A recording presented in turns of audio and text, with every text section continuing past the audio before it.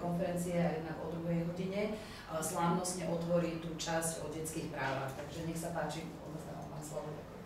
Ďakujem veľmi pekne. Naopak ja som poctený, že môžem aj v mojej vlastnej krajine hovoriť trošku viac o detských právach, lebo ako viete, teda v novembri bolo 40-ročné výročie dohovoru o právach dieťaťa a mal som 10 pozvaných do celého sveta ako člen výboru OSN, nejak chýbali tie z mojej vlastnej krajiny, takže som veľmi rád, že som práve tu. A tak ako bolo povedané, detské práva častokrát sú zľahčované, dezinterpretované alebo stávané do konfliktu, napríklad detské práva a rodičovské práva. Že toto všetko je veľká téma, veľmi citlivá, emocionálna, ktoré by sa do budúcnosti malo venovať náležitá pozornosť. Chcel by som povedať, že náš výbor, ja už tam robím 6. rok, ako teda jediný slovenský zástupca volený v celom OSN, a sa mi zdá, že skutočne detské práva, tak ako ich my vyhodnocujeme, si zaslúžia väčšiu pozornosť, lebo dohovor o právach dieťaťa nie je len nejaký dokument, ktorý sa pred 25 rokmi podpísal, ale je to živý dokument už len tým, že existuje výbor, v ktorom ja pracujem, ktorý vlastne vyhodnocuje, monitoruje implementáciu tohto dohovoru, radí krajinám, otvára diskusiu, čo ktoré práva znamená. Každých 5 rokov jednotlivá krajina prichádza do Ženevy k nám a diskutujeme s nimi jeden deň. Môžem povedať, že dohovor o právach dieťaťa je najviac ratifikovaným medzinárodným dohovorom vôbec na svete. 195 krajín. Pred pár týždňami už jedna z posledných krajín, Somálsko, ratifikovala, takže zostáva nám už len kolo Spojené štáty americké, ktoré vďaka ich federálnemu systému nie sú schopné zatiaľ ratifikovať tento dohovor. A takmer celý svet, to je jediný dohovor, kde sa všetky krajiny vedeli zhodnúť. Ale to je vynikajúca štartovacia čiara, ale trošku málo na to, aby sme vedeli aj tú kvalitu tej implementácie posúdiť.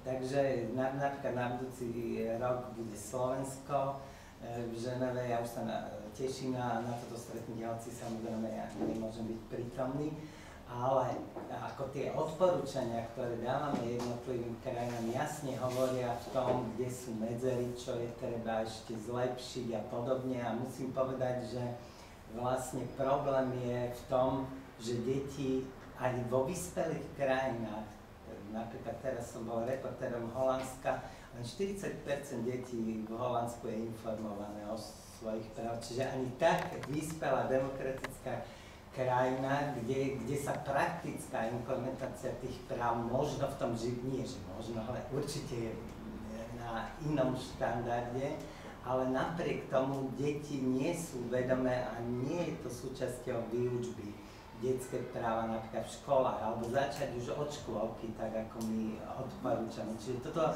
táto výstava, ako som dnes videl, je vlastne ideálnym takým štartom, preto začať túto diskusiu a pokračovať ďalej, že čím menšie deti budú vedieť o svojich právach, ale správne interpretovaných, preto tá hra to Pexexov je ideálna, lebo deti si predstavujú, že všeličo môže byť ich právo, ale to naozaj nie je v dohovore. Čiže je to veľmi potrebné, veľmi nutné, aby sme si vychovali novú generáciu skutočne ľudí, ktorí budú vedieť tú demokraciu chápať tak ako by sa mala.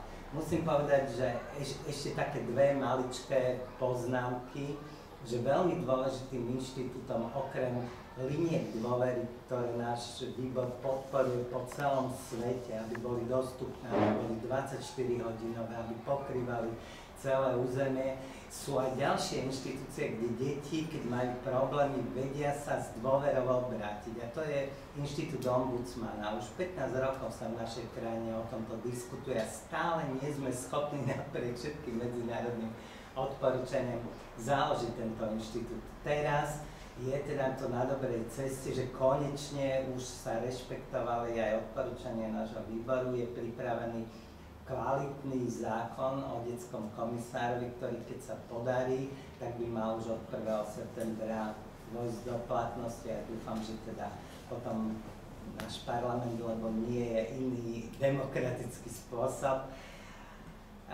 zvolí teda prvého špeciálneho detského ombudsmana, čo je veľmi dôležité, aby táto inštitúcia nespadala pod všeobecné ľudskoprávne, pretože potrebujeme s deťmi hovoriť iným jazykom, o iných problémoch, byť na to pripravené, čiže nemôže toto spĺňať všeobecný ombudsman alebo podobná inštitúcia.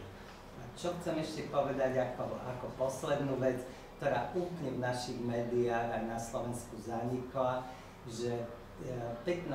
apríla pre minulý rok vošiel do platnosti tzv. Tretí ročný protokol dohovoru o právach dieťaťa, ktorý ukazuje na to, že dohovor je veľmi otvorený, ktorý umožňuje deťom, všetkým deťom z krajín, ktoré ratifikovali tento dohovor, podávať svoje dotazy, sťažnosti, bolesti, podobne priamo na náš výbor do Ženevy. Slovensko bolo 9. krajinou na svete, ktorá ratifikovala tento dohovor a po 10. krajine vošiel do platnosti, je to už 1 rok, takže si myslím, že je minimálna informovanosť o tom, že je aj takýto prostriedok, ak sa deti alebo neziskové organizácie, alebo dospelí, učitelia, kdokoľvek, kto koná v záujme dieťaťa, stretne s nepochopením na národnej úrovni, môže tento prípad poslať na prešetrenie, konzultáciu priamo na náš výbor. Čiže je to jedna z tých možností, ktoré existovali napríklad v dohovore o právach žien, zdravotne postihnutých. Všetky skupiny obyvateľstva mali túto možnosť okrem detí. A tak teraz už konečne, bol to veľmi dlhý a ťažký legislatívny proces, že deti majú možnosť, mám už, ja som zhodou okolností bol zvolený do tej skupiny 5 ľudí, ktorí posudzujeme tieto sťažnosti a už začínajú postupne prichádzať z jednotlivých krajín. Zo Slovenska zatiaľ neprišlo nič, ale si myslím, že je to viac menej problémom informovanosti. Takže asi toľko na úvod. Ďakujeme veľmi pekne. A teraz by som chcela dať slovo pani výtvarničke Daniele Richardusovej-Revajovej, ktorá zrealizovala, navrhla a teda venovala sa úplne naplno tejto krásnej výstave a nechám ju trošku povedať, ako zobrazila jednotlivé práva alebo vyjadrila proste linku. Tak ja myslím, že najlepšie bolo to, že tie deti sa zúčastňovali na tom, že v podstate bolo to vlastne o tom, že sa dostali do toho problému oni. Vlastne také myšlienky sú tam úžasné, ktoré je možno aj nejak dospelí nenapadli, čiže tá detská duša to akože myslím, že najlepšie pochopila. A tak snažili sme sa tam vyvažovať práva, čiže je tam tá váha, snažili sme sa o nejaké správne myšlienky, ako čo je správne, čo je nesprávne, to nás deti tiež malovali ako tie obrázky, že šikana alebo dobro v triede alebo také veci. No a aby vlastne teda vedeli, kam majú telefonovať, ako je tam tá tabula, čo už niektorí dospelí nevieme ani kam volať, takže no, neviem, čo k tomu povedať. Možno, že sa zapojili poďakovanie. Áno, je tu vlastne ľudová škola Ludvíka Reitera, výtvarníci mladí, ktorí už tu prídu, potešia sa, že tam bude svoje diela. A myslím, že by to bolo dobré aj na tých školách možno robiť takéto programy, lebo je zaujímavé, ako nakresliť symbolikou nejaké právo, hej, a že vlastne tie deti sa na tom hrajú a tak, takže a tým sa vlastne dozvedia takúto interaktívnu hrou, veľa vecí som sa. Ďakujeme tým ľuďom. A teda všetci budú mať príležitosť si pozrieť, ako ja viem, že výtvarníci radšej ukážu, čo spravili alebo zrealizovali, ako o tom hovoria, takže ďakujem pekne, že si prišla, Daniela. A teraz by som ešte chcela predstaviť Janku Šimončičovú, ktorá je psychologička z linky detskej istoty a ktorá vlastne aj vedie dištančné poradenstvo, takže ona je asi tou najpovolanejšou osobou za našu organizáciu, aby vlastne povedala. My sme použili aj tie presne konkrétne a reálne otázky, ktoré dostávame na linku detskej istoty. Takže v tých obláčikoch, tie bublinky, to sú skutočné otázky alebo témy, takisto aj dospelákov, aj detí. Takže Janka, nech sa páči. Ako to teraz počúvam, tak že ako sa veľa hovorí o detských právach, dospeláci tam veľa rozprávajú, že práve z tých hovorov veľmi vychádza to, že keď sa mám brániť voči šikane alebo voči nejakomu netolerantnému správaniu alebo tak častokrát musím aj ja vedieť, že môžem. A že toto mne príde, že veľa z tých hovorov akoby vychádza, že deti sa asi niekde na občianskych alebo niekde v učebniciach majú nejaké práva, ale že či si ako reálne uvedomujú, že čo to vlastne znamená, tak skôr mi to vychádza akože veľmi nie. Že to, ako oni ich používajú, je nejaký zákon, ktorý sa mňa akoby týka, ale aj netýka. A to je presne možno aj to, čo sa tu spomínalo o tej participácii, že keď sa oni do toho zapájajú, tak niekde je to taký priamy zážitok s tým, čo to vlastne pre mňa znamená. Že možno mňa sa netýka nejaké právo to, že mám, alebo teda na Slovensku sa ma možno až tak netýka právo na čistú vodu, ale že veľmi sa ma týka právo na zúčastňovanie sa na veciach, ktoré sa ma týkajú.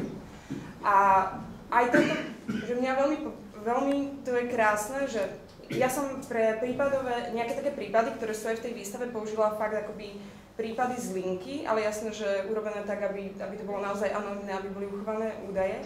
A že tieto tri prípadové štúdie som dala ako výtvarničke a scenáristke a tie deti zrazu boli také, že aha, však toto je úplne o mne. A to boli deti, ktoré s tými prípadmi nič nemali, alebo že toto sa mne presne stalo, alebo môjmu kamarátovi, alebo niečo také. Boli to veľmi jednoduché prípady nejakej diskriminácie, nejakého šikanovania, kyberšikanovania. Ale že keby ste sa opýtali detí, tak veľmi majú akoby tie skúsenosti s tým, že možno aj keď nie je to o nejakom priamom diskriminovaní alebo veľmi intenzívnom, tak nejaké formy takej netolerancie, takého toho, že kde sú moje hranice, kde sú moje práva, kto má lepšie práva ako ja, že to sa tam veľmi ako ukazuje. A často je to možno ešte ťažšie kvôli tomu, že presne ako povedal pán Guran, že s deťmi sa treba rozprávať iným spôsobom. Moja otázka je, že či naozaj odborníci ešte stále si pamätajú, že ako to je rozprávať sa s deťmi ich spôsobom a hovoriť s nimi presne aj takto o tých právach, akoby na nejakej rovine veľmi že rovnocenne a takom naozaj rešpektujúcom prístupe v tom, že ty máš svoje práva, ktoré jasné, že niekde siahajú a niekde môžu ísť, ale máš ich, že to je tvoja akoby niekde úplne základná vec, ktorú máš. A mne príde, že presne takéto výstavy, alebo nie výstavy, ale akoby aktivity, ktoré tie deti môžu priviesť k tomu, že sa budú o tom rozprávať, že ich tí dospeláci ako budú počúvať, budú s nimi diskutovať o tých veciach, ako ich vnímajú, že to mi príde také veľmi dôležité. Aby oni mali možnosť naozaj mať to právo hovoriť o tom, prežiť si tie práva. Asi tak by som to Ďakujem. Ďakujeme. A teraz by som teda chcela vlastne predstaviť pani riaditeľku ľudovej umeleckej školy Ludus, Katku Baranovú-Kubovú, ktorá nám môže tiež porozprávať o tom, ako sa deti na ich škole zhostili týchto tém, pretože ako kolegyňa psychologička spomínala, vlastne také malé scenáre, také ako etudy sme načrtli a dali sme to do ľudových škôl. Jedna je ľudová škola Felix, pod vedením pani učiteľky Lucie Arendášovej nacvičili tieto 3 etudy, ktoré budú dnes v rámci otvorenia výstavy 14:30, takže vlastne zahrajú. A ešte potom máme divadielko, ktoré tiež rieši problémy tolerancie, šikanovania, každý sme iný a že je to v poriadku, ktoré spracovala základná škola Felix, to je pre detičky medzi 5 až 9 rokov, takže v rámci tejto výstavy sa odohrajú 4 divadelné predstavenia, 2 pre staršie, 2 pre mladšie a už teraz máme vlastne veľa detí, ktoré majú záujem, veľa škôl, ktoré si prídu toto pozrieť a súčasťou toho bude, lebo sa bavíme o vyvíjaní a interaktívnosti, takže od nás linkáči, psychológovia z linky detskej istoty sa zúčastnia týchto predstavení, etúd a vlastne tam bude príležitosť, keď sa tieto modelové situácie dejú, aby sa aj diváci zapojili a trošičku sa o tom hovorilo, že čo si o tom ostatné deti myslia, aké majú skúsenosti a tak ďalej. Takže tu teraz predám slovo pani riaditeľke, aby povedala, ako to prebiehalo u nich v Luduse. My sme boli v našej divadelnej škole oslovení, aby sme nejakými divadelnými technikami a nejakými krátkými hereckými etudami urobili 3 alebo 4, neviem nakoľko teraz realizovať budú 3 alebo 4 etudy. Mali sme načrtnuté také konkrétne modelové situácie a my sme im už dali tú formu. Vychádzali sme samozrejme z našich žiakov, tým, že máme veľa tínedžerov v našej škole, tak tie jednotlivé situácie budú hrať práve decka, ktoré spadajú pod tú vekovú kategóriu, ktorým je to určené, takže naozaj to bude tá cieľová skupina, pre ktorú aj tá výstava je určená. A hneď na začiatku, keď sa zhostili v podstate týchto tém a začali o nich rozprávať a analyzovať, tak im boli naozaj veľmi blízke. Dokonca mi hovorila kolegynka, čo to s nimi robí, že jednu z tých konkrétnych situácií zažil niekto na ich škole, že to bolo naozaj akože autentické. Takže sú to veci, o ktorých treba rozprávať, ktorými tie decká naozaj pravidelne žijú, tak si myslím, že bude veľmi zaujímavé, keď prebehne aj tá vzájomná diskusia, či už aj tých našich žiakov s tými žiakmi, ktorí sa na to prídu pozrieť, s dospelými a že bude sa o tom rozprávať.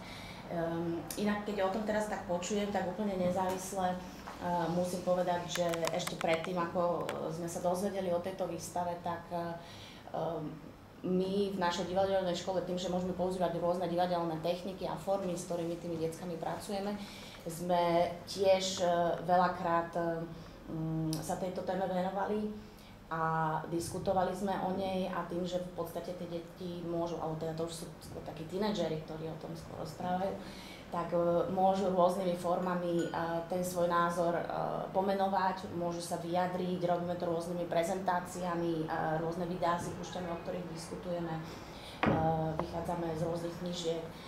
Naposledy som akurát robila od Stephena Coveyho 7 návykov úspešných tínedžerov a tam je jeden z návykov, že vytvárajte synergiu a ten je presne o tej netolerancii. Takže je naozaj mnoho publikácií, z ktorých sa dá inšpirovať a je dôležité o tom hovoriť. Ďakujeme. Máte na niekoho otázky, tak sa môžete opýtať buď tu na teraz, alebo možno ísť do výstavy, kde možno je to úplne najlepšie